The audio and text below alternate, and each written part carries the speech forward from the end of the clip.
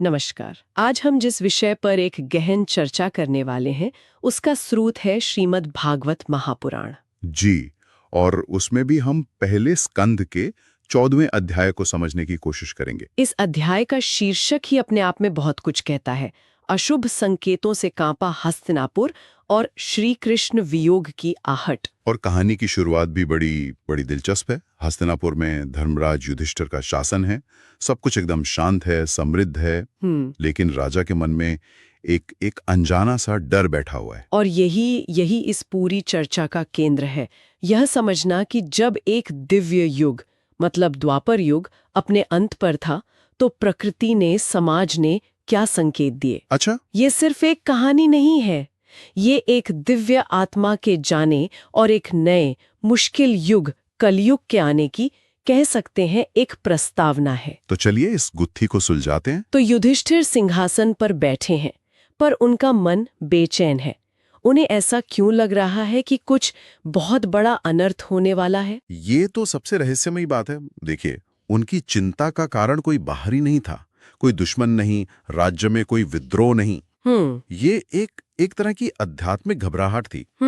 उन्हें अपने आसपास की दुनिया में बहुत छोटे छोटे लेकिन बेहद डरावने बदलाव महसूस हो रहे थे। और ये बदलाव, जैसा कि इस स्रोत में बताया गया है, वाकई बहुत अजीब थे। ऐसा लग रहा था मानो प्रकृति का पूरा सिस्टम ही गड़बड़ा गया हो। बिल्कुल, पूरा संतुलन बिगड़ गया था। जैसे ये बताया गया है कि धरती बिना वजह कांप रही थी। मतलब कोई भूकंप नहीं, बस एक कंपन, जैसे धरती खुद किसी पीड़ा में हो। जी, और सिर्फ धरती ही नहीं, सोचिए, नदियां जो हमेशा एक ही दिशा में बहती हैं, वो उल्टी बहने लगी थी। ये तो अविश्वसनीय लगता है। ये प्रकृति के नियमों के एकदम खिलाफ था। ये संकेत था कि सृष्टि का जो अनुशासन है, जिसे धर्म कहते हैं, वो टूट रहा था। और आसमान में भी कुछ अजीब हो रहा था। हाँ, कहा गया है कि सूरज और चांद की चमक फीकी पड़ गई थी। उनके चारों ओर एक अजीब सा घेरा दिखने लगा था। दिन में भी एक धुंधलापन। कल्पना करके ही अजीब लगता है, मानो कायनात की रोशनी ही कम हो रही हो। बिल्कुल सही कहा। और ये सिर्फ निर्जीव प्रकृति तक ही सीमित नहीं था, पशु पक्षी भी बहुत अजीब बर्ताव कर रहे थे। प्राचीन दर्शन में ये माना जाता है कि जानवर आने वाली घटनाओं को इंसानों से पहले महसूस कर लेते हैं, क्योंकि वो प्रकृति के ज्यादा करीब होते हैं। हाँ बिल्कुल।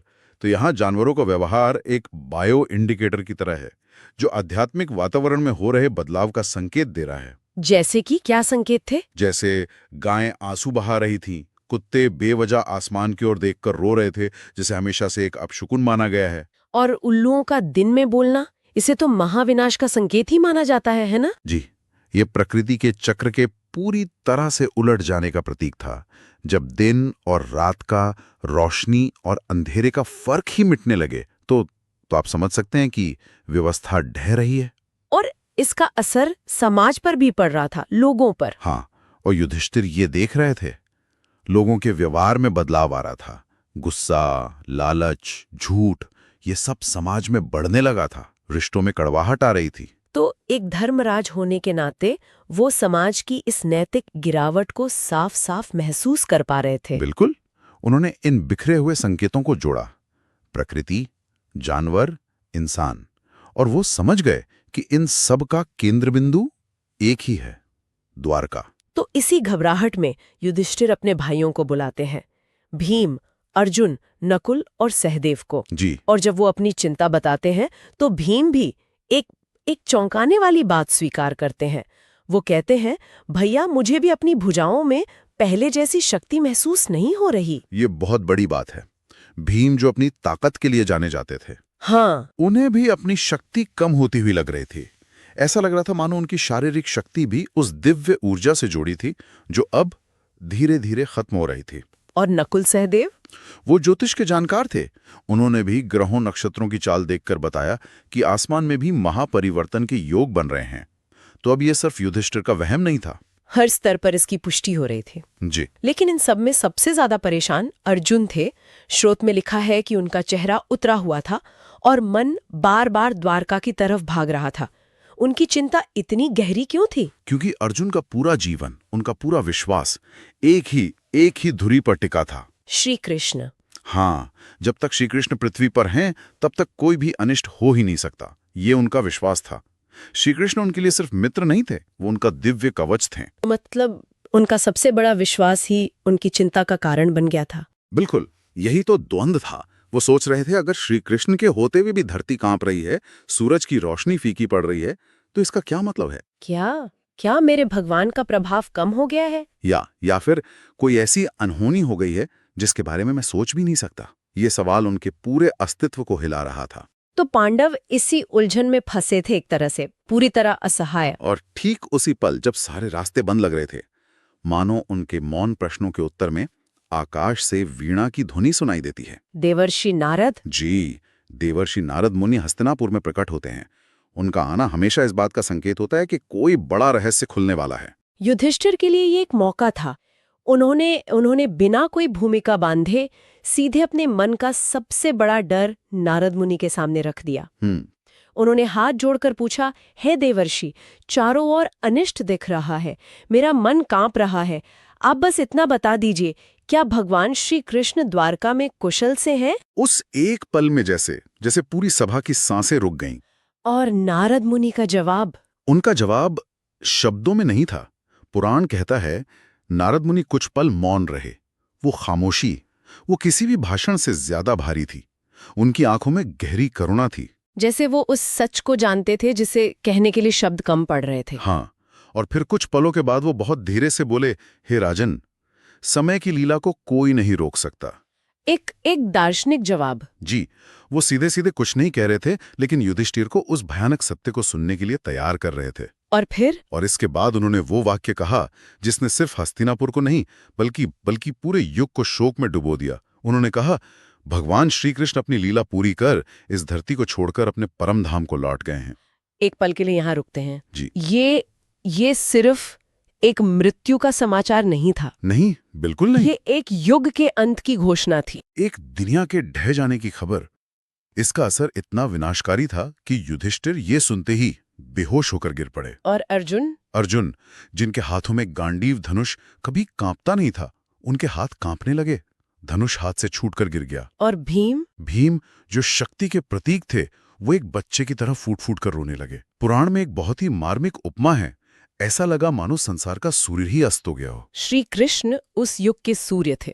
उनके जाने का मतलब था पूरी दुनिया में अंधेरा छा जाना। हाँ, धर्म, ज्ञान, प्रेम, सुरक्षा, सब कुछ जो था, उसकी रोशनी एक पल में बुझ गई। जब युधिष्ठिर को होश आता है तो उनका विलाप बहुत मार्मिक है। वो एक राजा की तरह नहीं बल्कि एक अनाथ बच्चे की तरह विलाप करते हैं। जी। वो कहते हैं, अब ये पृथ्वी अनाथ हो गई, अब धर्म किसके सहारे खड़ा रहेगा? ये बहुत ही गहरा और डरावना सवाल है। और यहीं पर नारद मुनि उन्हें व्यक्तिगत शोक से उठाकर एक ब्रह्मांडीय सत्य की ओर ले जाते हैं। वो क्या समझाते हैं? वो समझाते हैं कि श्री कृष्ण सिर्फ एक व्यक्ति नहीं थे, वो एक दिव्य बांध की तरह थे जो कलयुग के अधर्म के सागर को रोके हुए थे। अच्छा। जब तक वो थे, कलयुग पृथ्वी पर पूरी तरह से हावी नहीं हो सकता था, लेकिन अब उनके जाने के साथ ही वो बांध टूट गया है। तो मतलब नारद ने ये स्पष्ट कर दिया कि अब कलयुग बिना किसी रोक टोक के पृथ्वी पर प्रवेश करेगा। हाँ, बिल्कुल। उन्होंने भविष्य की एक झलक दी कि अब सत्य और तपस्या का बल घटेगा, रिश्तों में स्वार्थ आएगा और इंसान की उम्र और शक्ति दोनों कम हो जाएंगी। यहीं पर इस अध्याय का सबसे बड़ा दार्शनिक संदेश छिपा है ना? जी, कई संदेश हैं। पहला तो यही कि भगवान की उपस्थिति ही धर्म का असली आधार है। जब वो दिव्य चेतना चली जाती है तो प्रकृति से लेकर इंसान के मन तक हर चीज में गिरावट आने लगती है। सब कुछ उसी एक केंद्र से जुड़ा हुआ है। बिल्कुल। और दूसरा संदेश, जिसकी हमने शुरुआत में बात की, कि ये जो अनिष्ट के संकेत हैं, ये असल में चेतावनियां होती हैं। प्रकृति हमसे बात करती है, लेकिन हम अपने शोर में उसे सुन नहीं पाते। युधिष्ठिर महान इसलिए थे क्योंकि उन्होंने उन संकेतों को सुना। और तीसरा संदेश कलयुग में जीने वालों के लिए एक गाइड बुक की तरह है। नारद मुनि कहते हैं कि इस नए युग में भीम जैसा बल, युधिष्ठिर जैसी बुद्धि, ये सब काम नहीं आएगा। पांडवों जैसा साम्राज्य भी नहीं। ये सब समय के साथ खत्म हो जाएगा। तो फिर सहारा क्या है?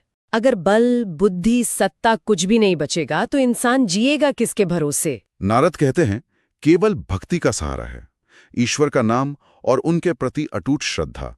यही वो एकमात्र नाव है जो कलयुग के इस सागर को पार करा सकती है। बाकी सब कुछ अस्थायी है। तो हमने एक राजा की व्यक्तिगत चिंता से बात शुरू की और एक युग के बदलने की ब्रह्मांडीय घटना तक पहुंच गए। जी, ये यात्रा बहुत गहरी है। और जो बात मुझे यहाँ सबसे अलग लगती है वो ये है कि इस अध्याय का अंत किसी जीत या हार से नहीं होता। सही बात है।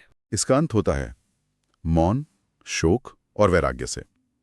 महाभारत का इतना बड़ा युद्ध जीतने के बाद भी पांडवों को ये एहसास होता है कि श्री कृष्ण के बिना वो जीत भी हार के बराबर है। श्रोता का एक अंतिम वाक्य है जो सच में सोचने पर मजबूर कर देता है। जब भगवान चले जाते हैं तब संसार चलता तो है पर जीवित नहीं रहता। बहुत खूबसूरत और बहुत गहरी बात है। और यही विचार हम अपने श्रोताओं के लिए छोड़कर जाना चाहते हैं। इस पर सोचिएगा जरूर कि दुनिया के चलने में और जीवित रहने में क्या फर्क है। हाँ, एक मशीन की तरह बस अपनी दिनचर्या पूरी करने में और हर पल को चेतना और आनंद के साथ जीने में क्या अंतर है। और शायद ये भी कि हमारी अपनी जिंदगी में, हमारे समाज में वो कौन सी चीज है जिसके बिना सब कुछ होकर भी सब कुछ खाली खाली लगेगा। वो क्या है जो हमारे संसार को सिर्फ चलाता नहीं बल्कि उसे जीवित रखता है। इस पर विचार करने लायक सवाल है।